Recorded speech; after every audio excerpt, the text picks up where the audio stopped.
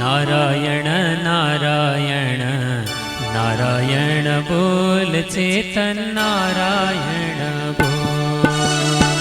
नारायण नारायण नारायण बोल चेतन नारायण बोल।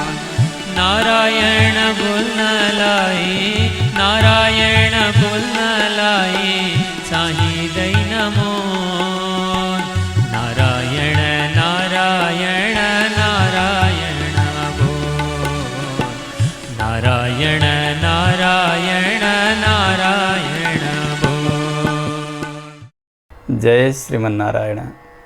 ओम तत्संयोरावृणीमहे गातुं यज्ञाय गातुं यज्ञपतये दैवी स्वस्तिरस्तु नः। स्वस्तिरमानुषेभ्यः ऊर्ध्वं जिगातु भेषजं सन्नो अस्तु द्विपदे सञ्चतुष्पदे। ओम शान्ति शान्ति शान्तिः।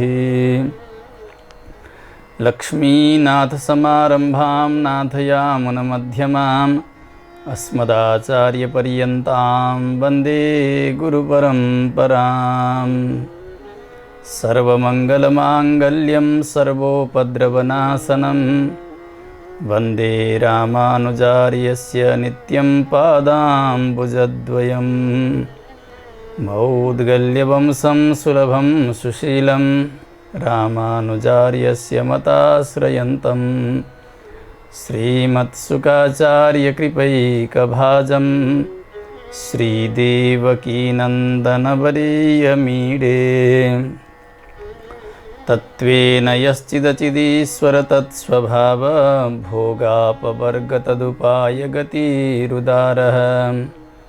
सन्दर्शयन्निरमिमीत पुराणरत्नं तस्मै नमो मुनिवराय पराशराय। मेघश्यामं पीतकौशेयवासं श्रीवत्साङ्कं कौस्तुभोद्भासिताङ्गं पुण्योपेतं पुण्डरीकायताक्षं विष्णुं वन्दे सर्वलोकैकनाथम्।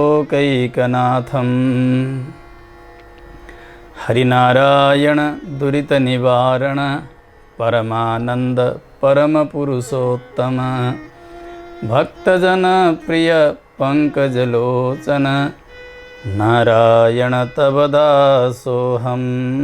श्री नारायण तव दासोऽहं।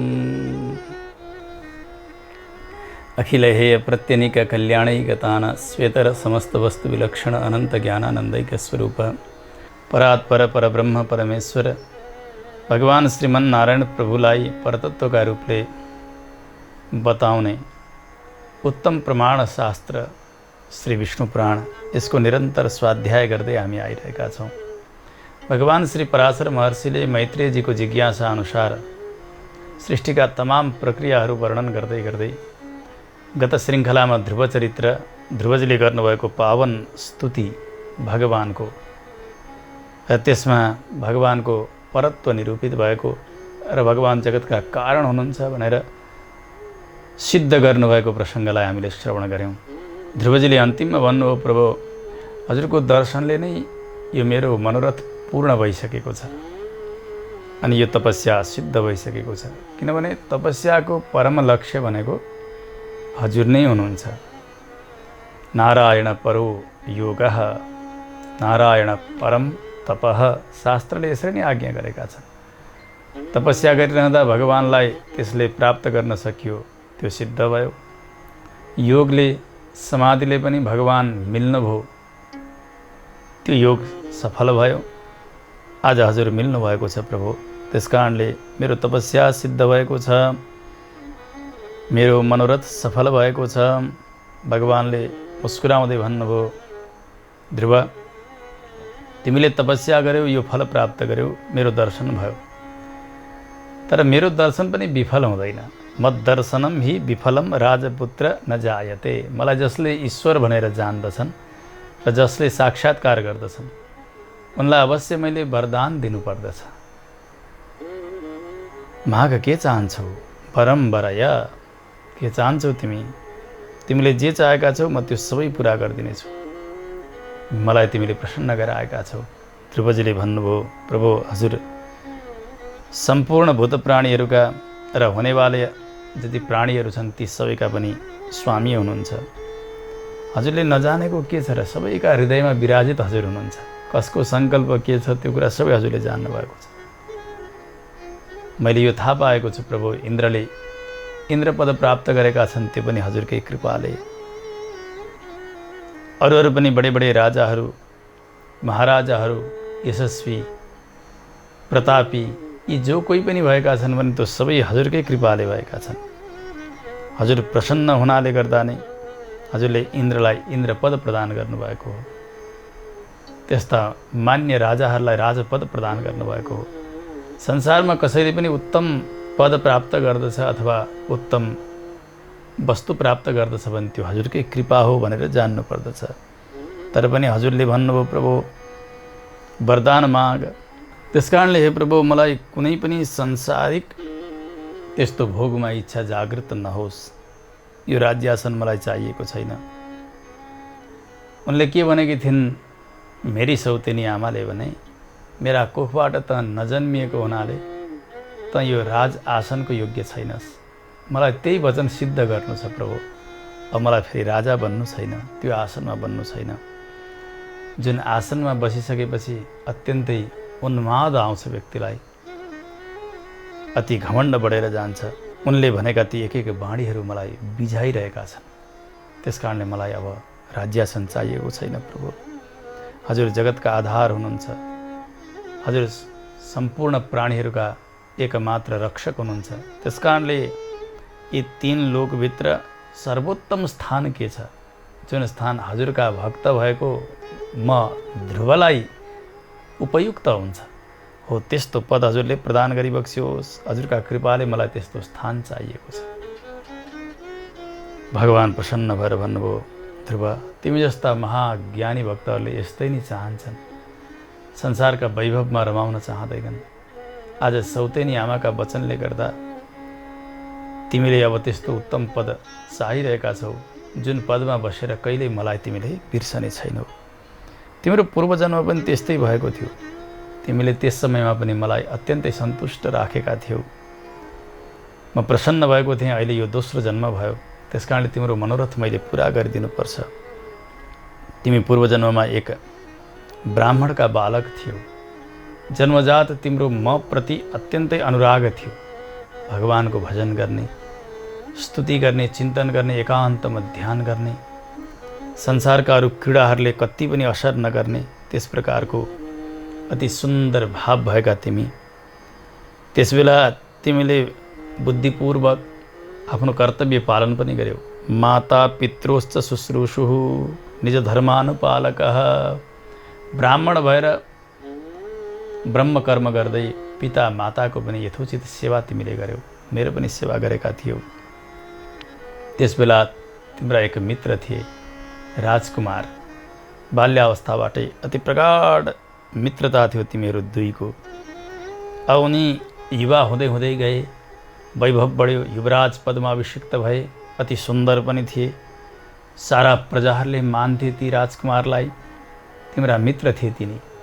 तर तिम्रा मनमा एकाएक उनको त्यो वैभवलाई देखेर एउटा वाञ्छा प्रकट भयो कि म पनि राजा हुन पाएँ, राजकुमार हुन पाएँ, मैले पनि यस्तै वैभव प्राप्त गर्थेँ होला भन्ने तिमीलाई इच्छा भयो। त्यसबेला भवेयम राजपुत्रोहम इति वाञ्छा त्वया कृता।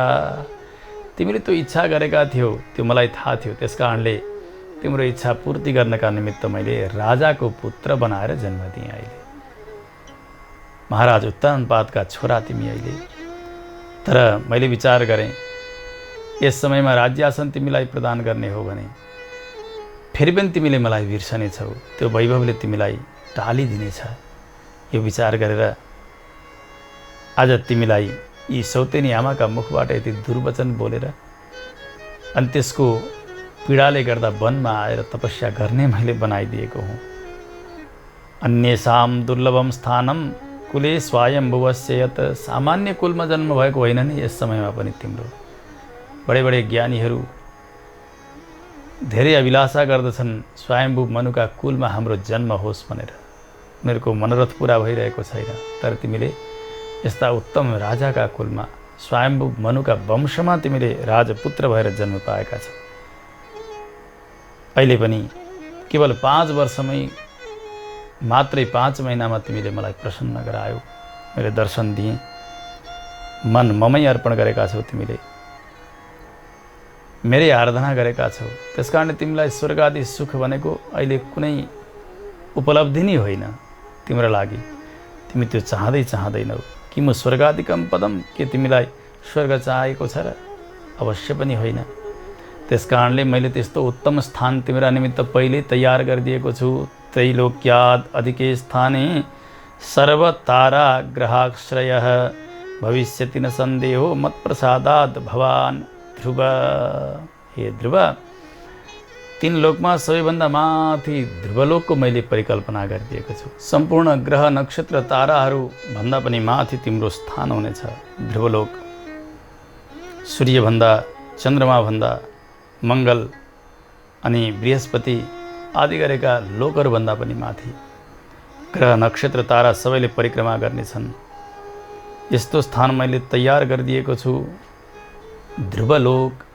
केचित् चतुर्युगं यावत् केचिन् मन्वन्तरं सुराः तिष्ठन्ति भवतो दत्ता मया वै कल्पसंस्थितिः। ध्रुव सुन, कोही लोकमा बस्ने तथा लोकवासीहरूको समय चतुर्युग समय मात्र छ। सत्य, त्रेता, द्वापर, कलिबित्ता यिनीहरूको आयु सिद्धिन्छ। कोही 1 मन्वन्तरसम्म बाँच्दछन्। त्यो लोक पनि त्यतिन्जेलसम्म रहन्छ। 1 मन्वन्तरमा 71 चौकडी हुन्छन्। सत्य, त्रेता, द्वापर, कली 71 पटक घुमिसक्दा 1 मन्वन्तर बित्दछ। तर तिमीलाई त मैले त्यो लोक र त्यो आयु त्यस्तो दिएको छु। मया वै कल्प संस्थिति, 1 कल्प बराबर टिकिरहनेछ। ब्रह्माजीको दिन जबसम्म रहन्छ तबसम्म तिम्रो त्यो ध्रुवलोक रहि नै रहन्छ। त्यतिन्जेलसम्म त्यहाँ बस्नेछौ तिमीले। तिम्री माता सुनीति यिनी पनि एउटा दिव्य विमानमा चढेर 1 जाज्वल्यमान तारा बनेर वहीँ रहनेछन्। उनको पनि उति नै आयु हुनेछ। ध्रुवजी अत्यन्तै प्रसन्न हुनुभयो। भगवानले भन्नुभयो, जो मनुष्यले प्रातःकाल सायङ्काल मनलाई एकाग्र गरेर तिम्रो यो वैभवलाई वर्णन गर्दछन् ती सबै नै महापुण्यशाली बन्दछन्। त्यस्तो उत्तम लोक तिमीले प्राप्त गर्नेछौ, उत्तम स्थिति तिम्रो हुनेछ। भगवानले यसरी आज्ञा दिनुभयो। ध्रुवजी केही बोल्न सकिरहनु भएको छैन, हात जोडेर खडा हुनुहुन्छ। हेर्दै भगवान अन्तर्धान हुनुभयो। अब त ध्रुवजी दिव्य विमानमा चढेर ध्रुवलोकको यात्रा गर्नुहुन्छ। यद्यपि श्रीमद् भागवतका अनुसार ध्रुवजी आएर पुनः राजा भएर उत्तानपादलाई विरक्ति आएर अनि 36,000 वर्षसम्म यस लोकको राज्य गरिकन पछि पुत्रहरूलाई राज्य सुम्पिएर बद्रिक आश्रममा गई। त्यहाँ तपस्या गर्दै भगवानका पार्षदहरू श्री वैकुण्ठबाट आउनुहुन्छ। त्यो विमानमा चढेर ध्रुवजी ध्रुवलोकको यात्रा गर्नुभएको प्रसङ्ग छ।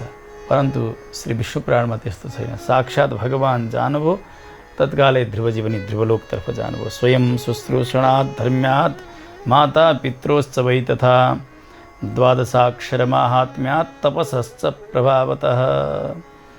ध्रुवजी ध्रुवलोक जानुमा के कारण भयो भन्दा धर्मको पालन गर्नुभयो ध्रुवजीले, अनि भगवानको आराधना गर्नुभयो, पिता माताको पनि सेवा गर्नुभयो, 12 महामन्त्रको नित्य प्रति अनुष्ठान गर्नुभयो।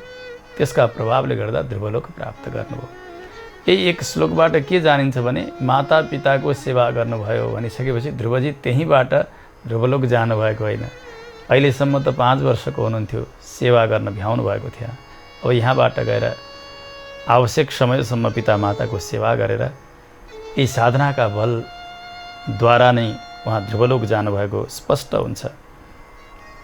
ध्रुवजी जानुभयो, जसलाई अहिले प्रातःकाल उठेर हामी पनि ध्रुव तारा भनेर यसो दर्शन गर्दछौँ, अटल बनेर रहनु भएको छ। सम्पूर्ण ज्योतिष चक्रले ध्रुवजीको परिक्रमा लगाउँदछन्। ध्रुवजीको यो तपस्याको प्रभाव, उहाँको सिद्धि ध्रुवलोक प्राप्ति, यी सबै प्रसङ्गलाई दैत्यहरूका गुरु श्री शुक्राचार्यले मुक्त कण्ठले प्रशंसा गर्नुभयो एक समय। अहोस्य तपसो वीर्यम् अहोस्य तपसः फलम् यदेनं पुरतः कृत्वा ध्रुवं सप्तर्षयः स्थिताः। हेर हेर ध्रुवजीका तपस्याको बल कस्तो हो, तपस्याको फल कस्तो हो। आज सप्तर्षिहरू पनि अगाडि बसेर अनि माथिपट्टि फर्किएर ध्रुवजीको स्तुति गरिरहेका छन्। योभन्दा वैभव के हुन सक्छ र यो त्रिलोकीमा। धन्य हुन् ती आमा सुनीति जसले ध्रुव जस्ता यस्ता महाभागवतलाई जन्म दिएकी छिन्। यी पनि सुनृता बनिन्, किनभने ध्रुवजी त्यस्तो पुण्यार्जन गर्नका निमित्त जानुभयो, भगवत साक्षात्कार गर्नका निमित्त माताले देखाएको बाटो अनुसार माताकै उपदेशलाई मानेर जानुभएको थियो। त्यसो भएको हुनाले अति राम्रो बोल्ने, सत्य बोल्नेवाली सुनीति सुनृता बनेकी छन्। उनको जय होस्। सन्तानकै सम्बन्धले गर्दा पिता माताको वैभव बढ्दछ, उनीहरूले उत्तम गति प्राप्त गर्दछन्। यो पनि ध्रुवजीकै चरित्रबाट जानिएको छ। यहाँ बताउँदै हुनुहुन्छ शुक्राचार्यले कि ध्रुवकै सम्बन्धद्वारा त्यस्ता विमानमा बसेर आज पनि तारा बनेर विराजित छन् सुनीति महारानी। त्रैलोक्याश्रयतां प्राप्तं परम स्थानं स्थिरायति, त्यस्तो स्थिर स्थान प्राप्त गरेका छन् ध्रुवले। औ यस्ता महाभागवत परम तपस्वी ध्रुव जस्ता बालकलाई आफ्ना कोखमा धारण गर्ने माता सुनीतिको जय होस्। माताजीको पनि प्रशंसा गर्नुभयो शुक्राचार्यले। पराशर महर्षि बताउनुहुन्छ, हे मैत्रेय, ध्रुवजीको यो पावन चरित्र, जुन चरित्र अन्तर्गत भगवानको दर्शन भएको छ, ध्रुवजीलाई ध्रुवलोक प्राप्त गर्नुभएको छ, लोकलाई ठुलो शिक्षा मिलेको छ। कहिल्यै पनि व्यक्तिले आफ्नो उद्देश्यलाई कम गर्न हुन्न। जीवनमा कहिलेकाहीँ ठक्कर आइलाग्न सक्दछन्, तर पनि आफ्नो दृढता लक्ष्यप्रति हुनुपर्दछ। यी बालकले त्यो सिद्धि प्राप्त गरेको यो पावन चरित्र, लोकलाई मङ्गल गर्ने, लोकलाई कल्याण गर्ने यस्तो चरित्रलाई जसले गान गर्दछन् तिनीहरू सम्पूर्ण पापबाट मुक्त हुन्छन्। भगवानमा प्रगाढ प्रीति बनेर जान्छ। उनीहरूको सौभाग्य पनि अटल हुन्छ, वैभव अटल हुन्छ भनेर फलश्रुतिको पनि गान गर्नुभयो। मैत्रेय ऋषि अत्यन्तै प्रसन्न भइरहनु भएको छ। ध्रुवजीको चरित्रको श्रवण गरिसकेपछि पराशर महर्षिले भन्नुभयो, मैत्रेय सुन्नुहोस्, अब म ध्रुवजीको अगाडिको वंशलाई विस्तार गरेर सुनाउँछु तपाईँलाई। ध्रुवजीका दुई पुत्र भए, शिष्टि र भव्य नाम गरेका। शिष्टिकी सच्छाया नाम गरेकी धर्मपत्नी हुन्छन्। उनका गर्भबाट 5 पुत्रहरू हुन्छन्। रिपु, रिपुञ्जय, विप्र, वृकल, वृकतेजा नाम गरेका। रिपुकी पत्नी वृहति, उनबाट चाक्षुष नाम गरेका पुत्र हुन्छन्। चाक्षुषकी पत्नी पुष्करिणी नाम गरेकी हुन्छन्। उनीबाट मनु, जो मनु 6औं मन्वन्तरका अधिपति बन्नुभयो। यसै गरिकन मनुकी पत्नी नटवला, उनीबाट कुरु, पुरु, शतद्युम्न आदि गरेका 10 पुत्रहरू पैदा हुन्छन्। कुरुकी पत्नी आग्नेयी नाम गरेकी हुन्छन्। उनका गर्भबाट महाराज अङ्गको जन्म हुन्छ। ध्रुवजीका वंशमा यस्ता धर्मात्मा महाराज हुनुभयो अङ्ग। उहाँको वैभवको गान तमाम ग्रन्थहरूले गरेका छन्। महाराज अङ्ग अत्यन्तै धर्मात्मा हुनुहुन्थ्यो। उहाँले मृत्युकी छोरी सुनीतासँग विवाह गर्नुभएको थियो। अङ्ग महाराज र सुनीताबाट एक पुत्र जन्मन्छ जसको नाम हो बेन। अत्यन्तै पापिष्ठ थियो, यो क्रूर स्वभावको थियो। कस्तो हुन्छ भने कुनै कुनै बालकहरू आफ्ना मावली गोता गएका हुन्छन्। मृत्युको त यो नाति थियो, मावलाका हजुरबुवा त मृत्यु थिए भनेपछि कति कठोर थियो होला यो बालक, यति उग्र स्वभावको हो। महाराज अङ्गले धेरै नै प्रयास गर्नुभयो यसलाई धर्ममा लगाउन, किनभने भविष्यको राजा त यही हो नि। भगवानको प्यारो बनोस्, भगवत भक्तिले युक्त बनोस्, प्रजाहरूप्रति अनुराग राख्ने बनोस्, प्रयास धेरै गर्नुभयो, तर पनि भएन। त्यस पछाडि महाराज अङ्ग दिक्क भएर दरबार छोडेर रात्रिमै निस्केर हिँड्नुहुन्छ। समय आयो, त्यो बेनलाई राजा बनाइयो। त्यो राजा उग्र थियो, त्यस कारणले उसका हातलाई मथन गरेर त्यहाँबाट अगाडिको एक राजा तयार गरियो। जसको नाम पृथु महाराज, जसले पृथ्वीको दोहन गर्नुभयो, सर्वत्र मङ्गल भयो भन्ने प्रसङ्ग सुनिसकेपछि मैत्रेय ऋषिले सोध्नुभयो, प्रभु किमर्थम मथितः पाणिर्वेनस्य परमर्षिभिः यत्र यज्ञे महावीर्यः स पृथुर्मुनि सत्तमा। हे गुरुदेव, किन त्यो बेनका हातलाई मथन गर्नुभयो ऋषिहरूले, जहाँ अत्यन्तै महाबलशाली पृथुको प्राकट्य भयो? यो प्रसङ्ग मलाई विस्तारसँग सुन्ने इच्छा छ। पराशर महर्षि भन्नुहुन्छ, हे मैत्रेय सुन्नुहोस्, मृत्युकी छोरी सुनिता महाराज अङ्ग त धर्मात्मा हुनुहुन्थ्यो, तर अब यो मातृकुलको सम्बन्धले गर्दा अति दुष्ट आयो यो बेन। जस्तो मृत्यु डरलाग्दो, बेन पनि त्यस्तै डरलाग्दो बढ्दै गयो। जो दुष्ट स्वभावको हुन्छ नि, सानैबाट उसमा दुष्ट्याइ आउँछ। श्रीमद् भागवतका अनुसार यो बेन जब बढ्दै बढ्दै गयो, खेल्दै गरेका बालकहरूलाई निमोठेर कुवामा फ्याँकिदिने, लङ्गडा अनि आँखा नदेखिने बहिरा त्यस्ता दिन दुखीहरूलाई पनि खुब सताउने अति दुष्ट त्यस्तो स्वभावको भयो त्यो बेन। समय हुँदै हुँदै गयो। अब त यतातिर महाराज अङ्ग विरक्त भएर जब दरबार छोडेर हिँड्नुहुन्छ, कसैले त राज्य गर्न पर्यो नि। माता सुनिताका आज्ञाअनुसार, उहाँको इच्छाअनुसार ऋषिहरूले बेनलाई नै राजपदमा अभिषिक्त गरिदिनु भयो। अब जब राजा भयो, राजा भएकै दिन उसले सारा नगरमा एउटा ढोल बजाएर घोषणा गरिदिन्छ, न यस्तव्यम न दातव्यम न होतव्यम कथञ्चन भोक्ता यज्ञस्य कस्त्वन्यो ह्यहम यज्ञपति प्रभु। आजका दिनबाट खबरदार कसैले यज्ञ गर्ने छैन, कसैले दान गर्ने छैन, कसैले हवन गर्ने छैन। साक्षात् यज्ञपति भनेको म हुँ, सम्पूर्ण पदार्थको भोक्ता भनेको म हुँ। त्यसकारणले कसैले पनि अब दान धर्म यज्ञ केही पनि नगर, खबरदार खबरदार। नगरमा ढोल बजायो। ऋषिहरू अत्यन्तै आक्रान्त हुनुभएको छ यसको दुष्ट्याइले गर्दा। अब यज्ञ छैन, यज्ञ नभएपछि वर्षा छैन, वर्षा नभएपछि अन्न छैन, अन्न नभएपछि प्राणीहरू अब सबै भोकले मर्न लागेका छन्। ऋषिहरूले विचार गर्नुभयो, जाउँ एकपटक सम्झाउँ, जस्तै भए पनि त राजा हो नि, धर्मको शिक्षा दिउँ, केही न केही बुद्धि आउँछ कि। जानुभयो, गएर प्रणाम गर्नुभयो र भन्नुभयो हात जोडेर, भो भो राजन शृणुस्वत्वम यद वदाम महीपते राज्यदेहोपकाराय प्रजानाम च हितम परम। हे राजन, हामीले जे भन्दछौँ नि, यो हजुरको शरीरका लागि पनि उपकारक बाणी बोल्दैछौँ, राज्यका लागि पनि र प्रजाका लागि पनि हितको बाणी बोलिरहेका छौँ। सुन्नुहोस्, दीर्घ सत्र जो महायज्ञ हो, समय धेरै लगाएर गरिने, त्यस्तो यज्ञ गरेर भगवान सर्वेश्वर श्री नारायणको आराधना गर्नुहोस्, जो यज्ञका भोक्ता हुनुहुन्छ। हामी सबै तपाईँका साथमा लाग्नेछौँ, हामी पनि यज्ञ गर्नेछौँ, आराधना गर्नेछौँ भगवानको। अनि त्यो यज्ञबाट मिल्ने जो 6 अंशको 1 अंश भाग हो नि, त्यो हजुरलाई मिल्नेछ, हजुरको वैभव बढ्नेछ। यज्ञेन यज्ञपुरुषो विष्णु हो सम्प्रीणितो नृप। भगवान यज्ञद्वारा प्रसन्न हुनुभयो भने हामीले जे चाहेका छौँ, तपाईँले जे चाहनुभएको छ, त्यो सम्पूर्ण कामना भगवानले पूर्ति गरिदिनुहुनेछ। देवता यज्ञबाट प्रसन्न भएर नै फल प्रदान गर्दछन्। त्यसो भएको हुनाले जुन राजाका राष्ट्रमा भगवान सर्वेश्वर पूजित हुनुहुन्छ, यज्ञद्वारा आराधित हुनुहुन्छ भने त्यो राजाको आयु, बल, कीर्ति, ऐश्वर्य, वैभव सबै नै बढेर जानेछ, कोष बढ्नेछ, प्रजाहरू सुखी हुनेछन्। यस प्रकारको प्रार्थना ऋषिहरूले गर्नुभयो। बेनले बीचमै रोकेर भने, ए मूर्ख सुन, मत्तः को व्यधिको न्योस्ति कश्चाराध्यो ममापरः। मभन्दा अर्को कोही ठुलो देवता छ र? कसको नाम लिइरहेका छौ तिमीहरूले? म आराध्य हुँ, मेरै आराधना गर। कोयम हरिरीति ख्यातः, को त्यो हरि भनेको, को त्यो नारायण भनेको, को त्यो यज्ञेश्वर भनेको?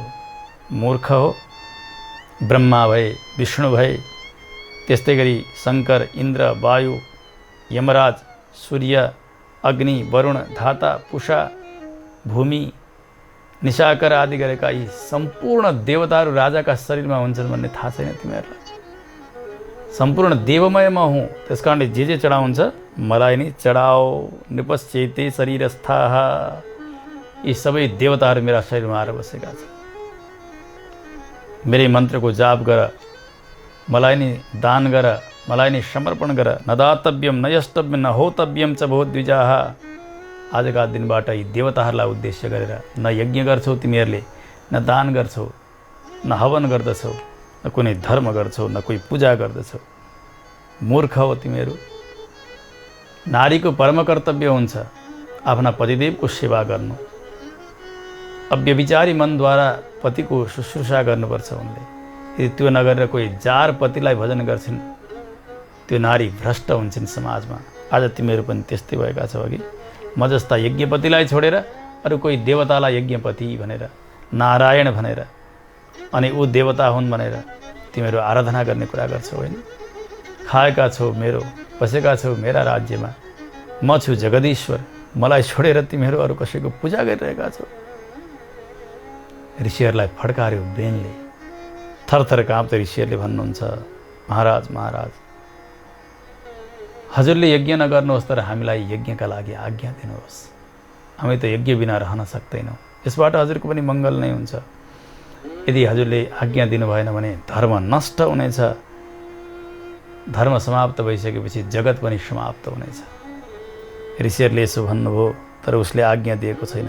खुब थर्कायो, ओठ फरफर फरफर गरिरहेको छ, लाल लाल आँखाले हेरिरहेको छ। ऋषिहरूले पहिले सल्लाह गर्नुभएको थियो, यो मान्दा माने भने सम्झाउँ बुझाउँ, यदि मानेन भने सबैले आफ्नो तपस्या खर्च गरेर यसलाई समाप्त पारिदिउँ हुङ्कार गरेर। ऋषिहरूले भन्नुभयो, हन्यताम हन्यताम पाप इत्युचुस्ते परस्परम। यसलाई त मार्नै पर्छ, मार्नै पर्छ। यो दुष्टलाई राख्न हुन्न, सबैले दुःख पाउँछन्। यज्ञ पुरुष भगवान् नारायण जो अनादि निधन हुनुहुन्छ, त्यस्ता भगवानको निन्दा यसले गरिरहेको छ। यो पनि सुन्न सकिन्छ र सबै ऋषिहरूले कान थुन्नु भएको छ। यस्तो पनि कोही राजा हुन्छ र भगवानको निन्दक? हेर्नु, जो भगवत विरोधी शासक हुन्छ नि, त्यो देशमा कहिल्यै पनि मङ्गल हुँदैन। शासक यदि भगवानमा समर्पित छ, भगवानमा प्रेम छ उसको भने त्यो राष्ट्रका प्रजाहरू सुखी हुन्छन्, शान्ति हुन्छ त्यहाँनिर। आज त्यस्तै भयो। ऋषिहरूले भन्नुभयो, यो कसै गरी हाम्रो राजा हुन सक्दैन, यसलाई मारिदिउँ। हातमा कुश लिनुभएको थियो ऋषिहरूले। ऊ थियो आसनमा, एकदमै हन्यताम हन्यताम भन्दै हुङ्कार गरेर त्यो कुशले यसो धकेलिदिनु भएको थियो। आसनबाट तल गिर्यो, बेन समाप्त भयो। हाहाकार भयो। अब त राजा छैन। महाराज अङ्ग जस्ता धर्मात्मा राजाले छोडेर जानुभयो।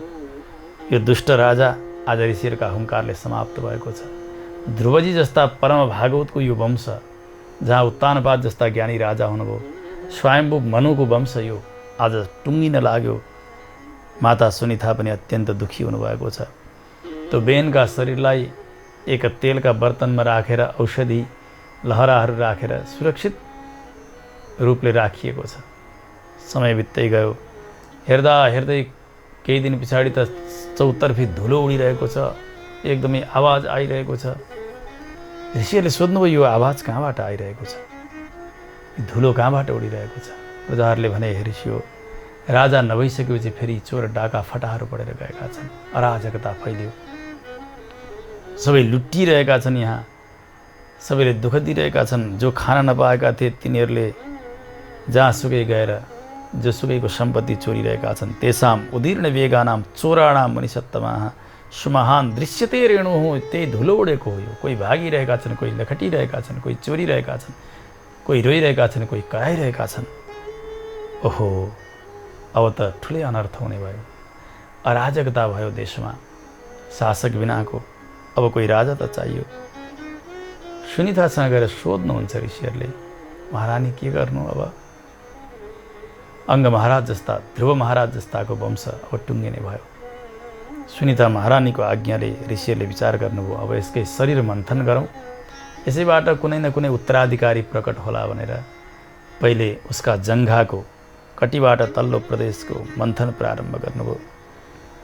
वैदिक मन्त्रहरू बोलेर ऋषिहरूले जब दुई जङ्घा रगड्दै हुनुहुन्छ, रगड्दा रगड्दै रगड्दा रगड्दै त्यहाँबाट एउटा कालो डल्ले छोटो मुख भएको, टुलटुल आँखा हेर्ने, अनि तताएका तामा जस्ता दारी जुङ्गा भएको डरलाग्दो एउटा पुड्के त्यहाँ पैदा भयो।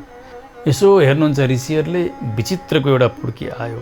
हेर्दाखेरि त्यो पोल्दै गरेको ठुटो जस्तो छ, त्यो त्यति कालो छ। दग्धस्थूणा प्रतीकाशः भन्छन् नि कसैलाई गाली दिँदाखेरि यो त हेर्दै पोल्दा पोल्दै भागेको जस्तो छ भनेर, थियो त्यस्तै थियो।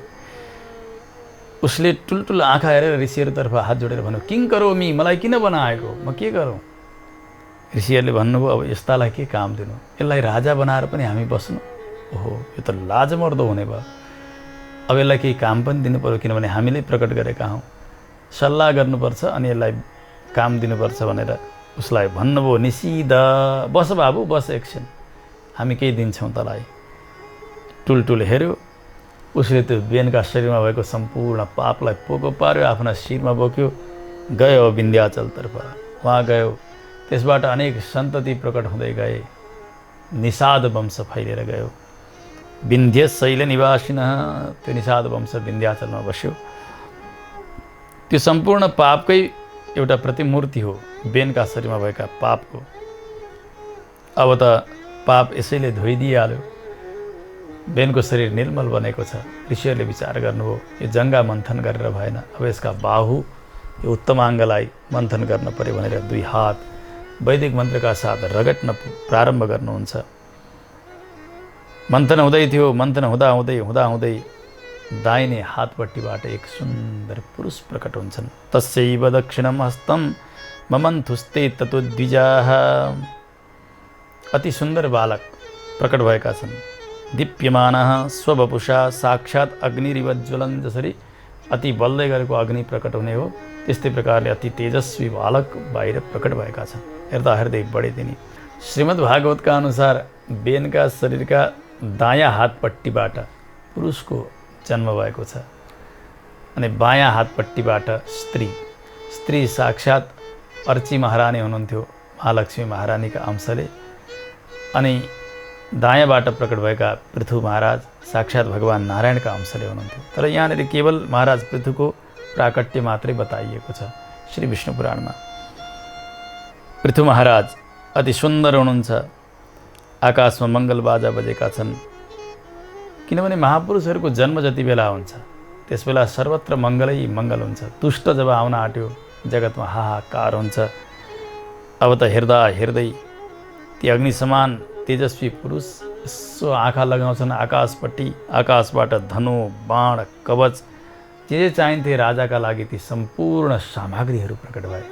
यसबाटै जान्नुपर्छ कि यहाँ कोही दिव्य पुरुष हुनुहुन्छ, अवतारी पुरुष हुनुहुन्छ। अब त यता हेर्नु, महाराज पृथु उत्पन्न भइसकेपछि सम्पूर्ण प्रजाहरूमा आनन्दै आनन्द आएको छ। उहाँलाई दर्शन गर्दै पनि कैयन दिनदेखि भोका भएका ती प्रजाहरू हर्षले विभोर भएका छन्।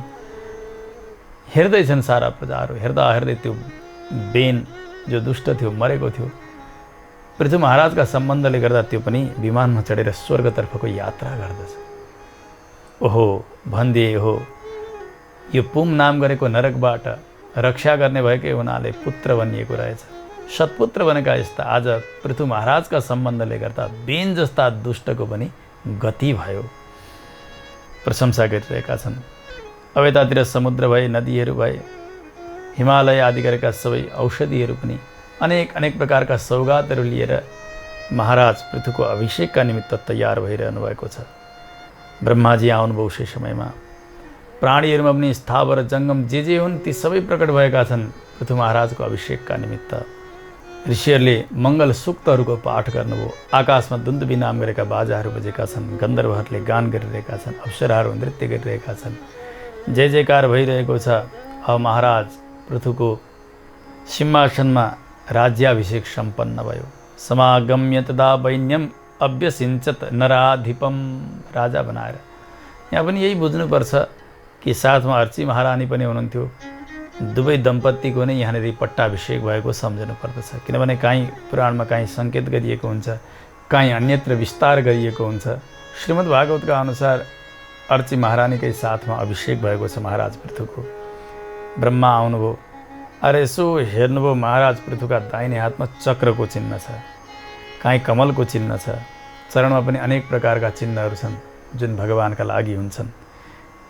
त्यो थाहा पाएर उहाँले भन्नुभयो, हे देवता हो, हे ऋषि हो, सुन, विष्णु हो अंशम प्रथम मत्वा, यहाँ त साक्षात् भगवान नारायणका अंश हुनुहुन्छ। आफू पनि अति प्रसन्न हुनुभयो, सबैलाई पनि सम्झाउनुभयो। चक्रवर्ती सम्राट हुनका लागि योग्य राजा पृथु। अब ब्रह्माले आज्ञा दिनुभयो। अभिषेक सम्पन्न भइसकेपछि सम्पूर्ण देवताहरूद्वारा अनुमोदित भएर महाराज पृथुले राज्य चलाउन प्रारम्भ गर्नुभएको छ। सर्वत्र मङ्गलै मङ्गल भएको छ। बेनले दिएको त्यो दुःख आज एकाएक बिर्सेका छन् प्रजाहरूले। जस्तो कि अत्यन्तै गर्मी भयो अनि हुँदाहुँदै एकाएक फेरि कोही शीतल स्थानमा पुगे व्यक्ति भने शीतल जलमा स्नान गरे भने त्यो अघिको तापलाई बिर्सन्छ उसले। जसरी यसै गरी बेन जस्ता दुष्टले दिएको दुःखलाई आज महाराज पृथुको सन्निधिले नै मात्रै पनि प्रजाहरूलाई शान्ति मिलेको छ। यतातिर पिताले जति दुःख दिएका थिए आज पुत्रले उति नै सुख प्रदान गर्नुभएको छ। बेन पिता पुत्र पृथु। त्यसकारणले प्रजाहरू यहाँलाई राजा भन्न रुचाउँथे, किनभने जसले अनुरञ्जन गर्दछ, जसले अत्यन्तै स्नेहका साथ प्रजालाई पालन गर्दछ, आनन्दी तुल्याउँछ, उसैको नाम हो राजा। आज प्रजाहरूले राजा भनेर सम्बोधन गरेका छन्, आफ्ना नाथ प्राप्त गरेका छन्। सर्वत्र मङ्गल भयो। पृथ्वीले नखनी नजोतिकन अनेक प्रकारको अन्न उत्पादन गरिरहेकी छन्। बडे बडे नदीहरूले, नद पर्वत, त्यसै गरी हिमालय सबैले अनेक सौगातहरू ल्याएर महाराज पृथुका चरणमा समर्पण गरिरहेका छन्। गाई दुध दिइरहेकी छन्। सर्वत्र मङ्गल भइरहेको छ। एक समय उहाँले अब पैतामह नाम गरेको यज्ञ प्रारम्भ गर्नुभयो। यज्ञ सुरु भयो। त्यस समयमा सुत मागध आदि गरेका त्यस्ता गायक जनहरू प्रकट हुन्छन्।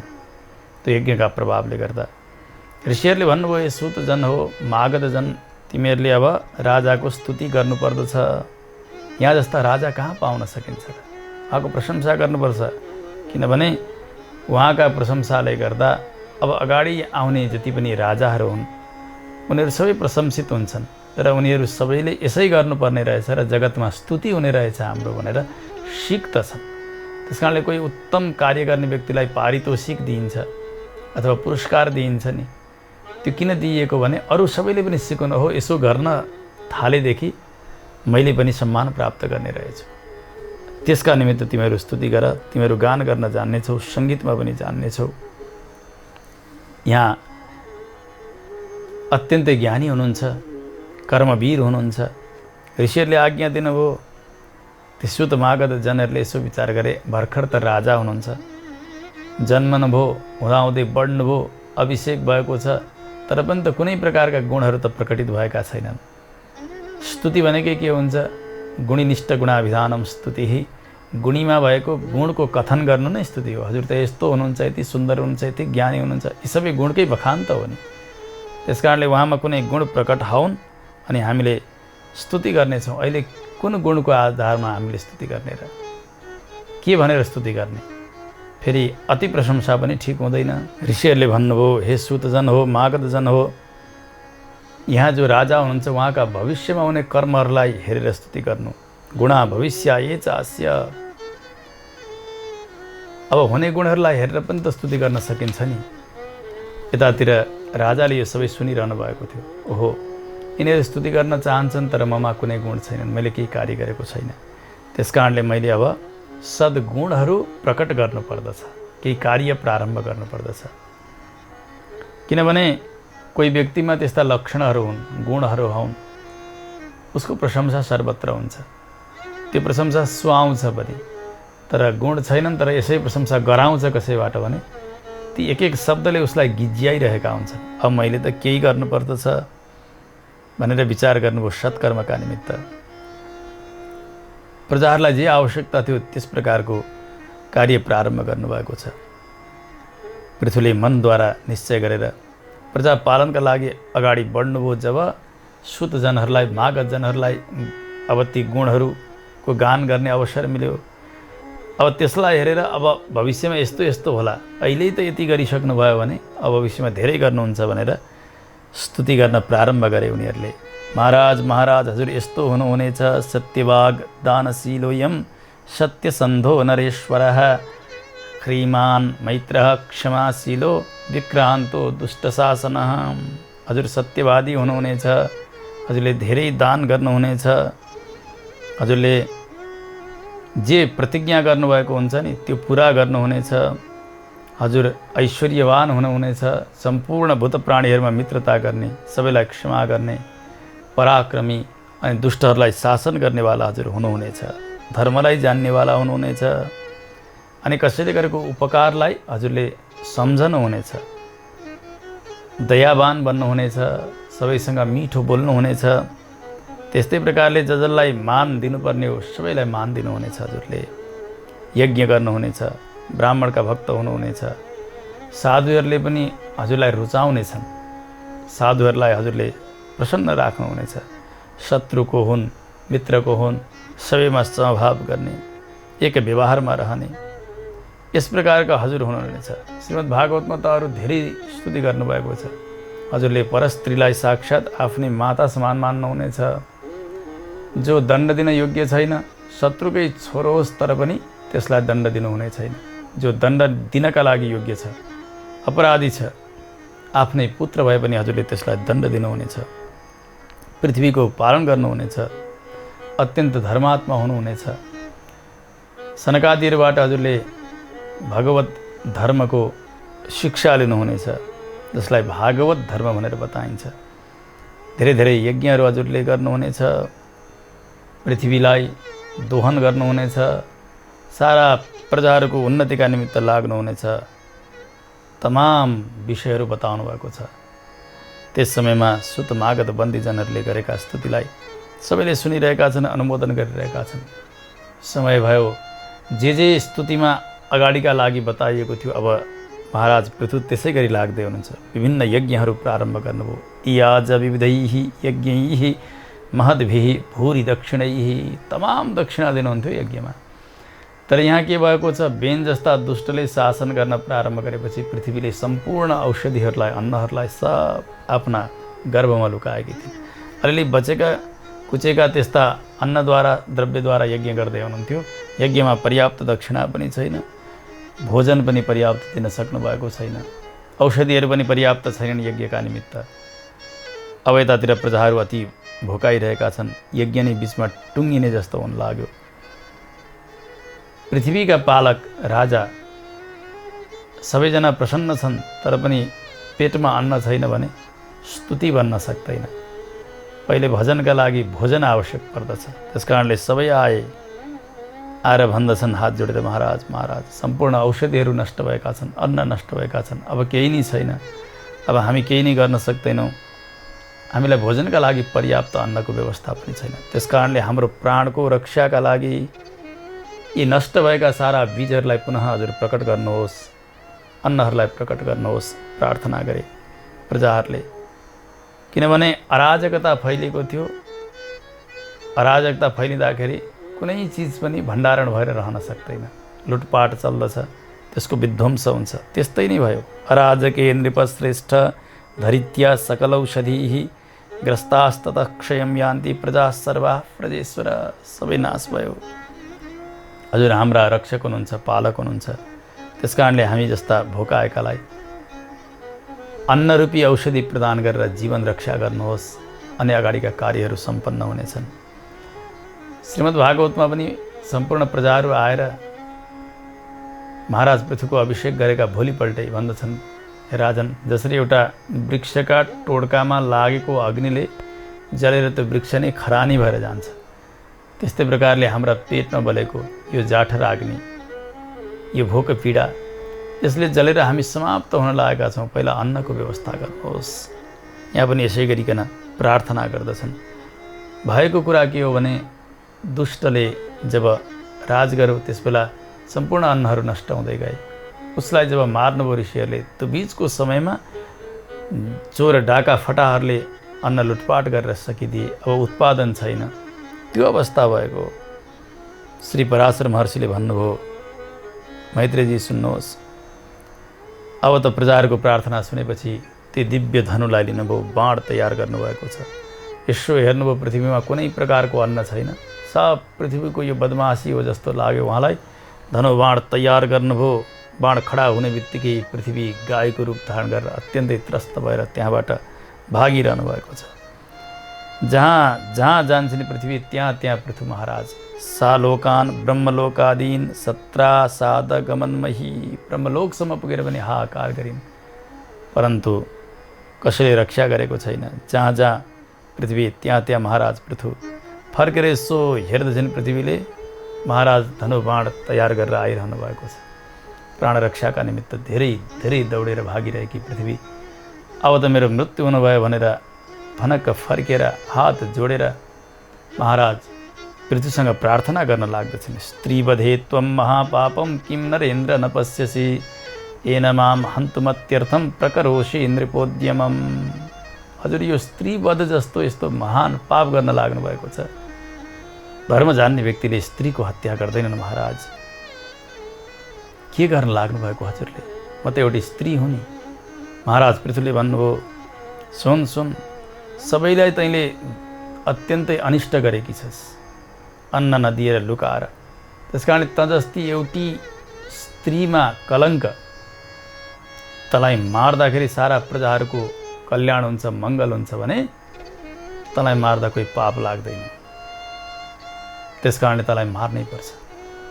पृथ्वीले फेरि भन्न लागिन् प्रजाका उपकारका लागि तपाईँले मलाई मार्नुहुन्छ, त्यस पछाडि प्रजाहरू चाहिँ कहाँ राख्नुहुन्छ नि? सबै त ममै टिकेका छन् नि। आधारः कः प्रजानान्ते, को आधार हुन्छ त? महाराजले भन्नुभयो मेरा बाणले तँलाई समाप्त पार्छु, त्यस पछाडि म आत्मयोग बलद्वारा सारा प्रजाहरूलाई धारण गर्दछु, तेरो कोही आवश्यकता छैन। पृथ्वीले प्रणाम गरिन् महाराज पृथ्वीलाई, थरथर काँपेकी छन्। उनले भनिन् महाराज महाराज, हजुरले पहिले वराह अवतार धारण गरेर रसातलमा डुबेकी मेरो उद्धार गर्नुभयो, अहिले भने हजुर मार्न तयार हुनुभएको छ। यो कस्तो लीला हो? मैले यो दुष्टले सारा औषधिका बीजहरूलाई नष्ट गर्न लाग्यो भनेर सुरक्षाका निमित्त आफ्ना गर्भमा धारण गरेकी छु। सबै जीर्ण शीर्ण भइसकेका छन्। अब बाछो तयार गर्नुहोस् अनि मलाई दुहुनुहोस्, म सबै प्रकारका अन्न औषधिहरू सबै वर्षा गरिदिनेछु, दुधका रूपले मैले निस्सारण गरिदिनेछु। पृथ्वीले यसो भनिसकेपछि महाराज पृथ्वीको क्रोध शान्त भयो। आऊ देवी, बोलाउनु भयो नजिकै। अनि पृथ्वीका ती जति पनि अग्ला नमिलेका ठाउँ थिए ती सबलाई आफ्ना धनुका अग्रभागद्वारा सबैलाई सम्याउनु भयो। ती नमिलेका चिजहरू जति सबैलाई एकै ठाउँ ल्याउनु भयो अनि अरू मिलाएर समतल बनाइदिनु भयो। जस्तो कि पहिले समतल स्थल कम थियो, अन्न कम उब्जन्थ्यो, खेती गरिएन भने त्यो जो खेतीयोग्य जमिन हुन्छ त्यो पनि एउटा मरुभूमि जस्तो भएर रहन्छ, चौर जस्तो भएर रहन्छ, झाडी जस्तो हुने हुन्छ। त्यस्तै नै भयो। न सस्यानि न गोरक्ष्यम न कृषिर न वणिकपथः वैन्यात् प्रवृत्ति मैत्रेय सर्वस्यैतस्य सम्भवः। दुष्ट बेनले जब राज गर्यो त्यस समयदेखि न खेती न अन्न न बाली। त्यसो भएको हुनाले पृथ्वी अन्नहीन बनेकी थिइन्। अब समतल बनाएर जहाँ जहाँ योग्य स्थान थियो त्यहाँ त्यहाँ लगेर प्रजाहरूलाई वास गराउनु भयो। प्रजाहरू कृषिमा लागेका छन्। सबै यतातिर गाईको रूप धारण गरेकी पृथ्वीलाई दोहन गर्न प्रारम्भ गर्नुहुन्छ। यो पनि एउटा प्रतीकात्मक रूपले बताइएको हेर्नु। यद्यपि चरित्र सत्य हो, गाईकै रूपले पृथ्वीको दोहन गरेर अनेक अनेक प्रकारका दुधहरूको दोहन गर्नुभयो भन्ने, तर यसको सारार्थ के हो भने पृथ्वीमा जहाँ जहाँ जे सम्भावना थियो त्यस त्यस प्रकारले अब अन्नको पशुको वृद्धिका निमित्त जे कृषि गर्नुपर्थ्यो, गोरक्षा गर्नुपर्थ्यो, प्राणीहरूको रक्षाका निमित्त जे उपायहरू अपनाउनु पर्थ्यो, सारा मनुष्यहरूलाई प्रजाहरूलाई त्यसमा लगाउनु भयो भन्ने नै तात्पर्य हो यो। अब यता पृथ्वीलाई दोहन गर्न प्रारम्भ गर्नुभएको छ। स्वयम्भू मनुलाई बाछो बनाएर जति पनि अन्नहरू थिए ती सारा अन्नहरूलाई दुधका रूपले दोहन गर्नुभयो महाराज मनुले।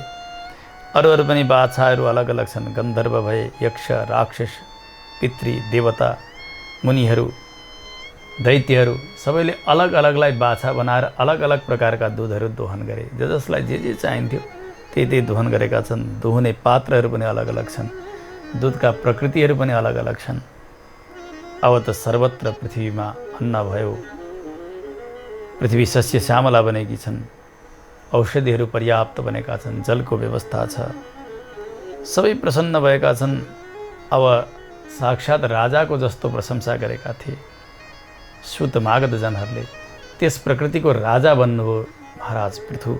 राजाभूत जनरञ्जयन, प्रजाहरूलाई अत्यन्तै आनन्दित गरेको हुनाले उहाँको नाम भयो राजा।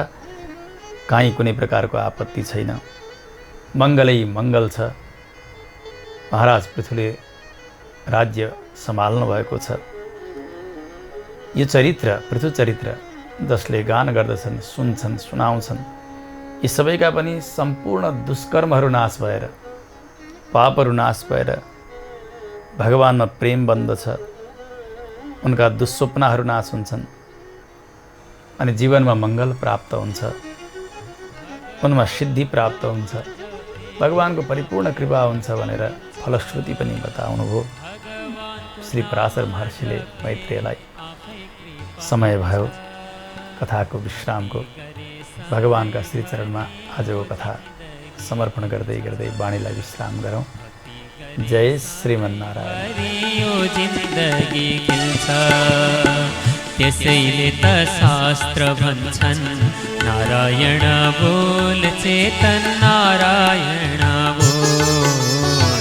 त्यसैले त शास्त्र भन्छन्, नारायण बोल चेतन नारायण बोल।